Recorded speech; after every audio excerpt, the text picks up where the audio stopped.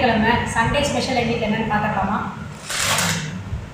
நல்லா சுட சுட இட்லி, மல்லிகைப்பூ இட்லிலாம் எதுவும் கிடையாது, வீட்டு இட்லி. வீட்டு இட்லி வந்து கொஞ்சம் அப்படி இதாக இருக்கும், அட்ஜஸ்ட் பண்ணிக்கோங்க.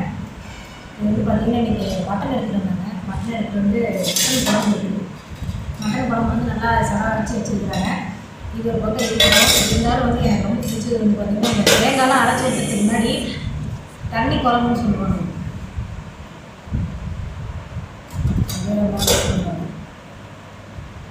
அதாவது சில வரைச்சிருந்தா அதனால் இந்த தேங்காய்லாம் ஊற்றுற மாதிரி தண்ணி குழம்பு எடுப்பாங்க. சாந்து அரைச்சி அம்மா சொல்கிறாங்க. இது வந்து மட்டன் ஃப்ரை. இது வந்து லைட்டாக எடுத்து வச்சுக்கோங்க. செலவரைச்சி வச்ச குழம்பு வந்து எந்த அளவுக்கு நல்லா இருக்குமோ அதோட இந்த தண்ணி குழம்பு என்ன நல்லா இருக்கும். நிறைய பேருக்கு இந்த குழம்பு ரொம்ப பிடிக்கும்னு நினைக்கிறேன். பிடிச்சவங்க மட்டன் கமெண்ட் சொல்லுங்கள்.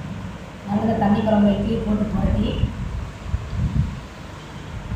ஃபஸ்ட்டு வாய் சாப்பிட்றேன்.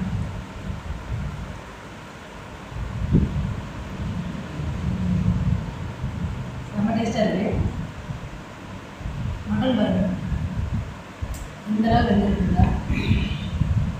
அப்படியே மட்டனையும் இட்லி ப்ளஸ் இந்த கிரேவி எல்லாம் போட்டு நல்லா பரட்டிட்டு தண்ணி குழம்பு செம்ம டேஸ்ட்டாக இருக்கும். நிறைய பேர் பிடிக்கும்னு நினைக்கிறேன். செலவு அந்த ஆட்டி வைக்கிறதோட இந்த தண்ணி குழம்பு நிறைய பேர் பிடிக்கும்.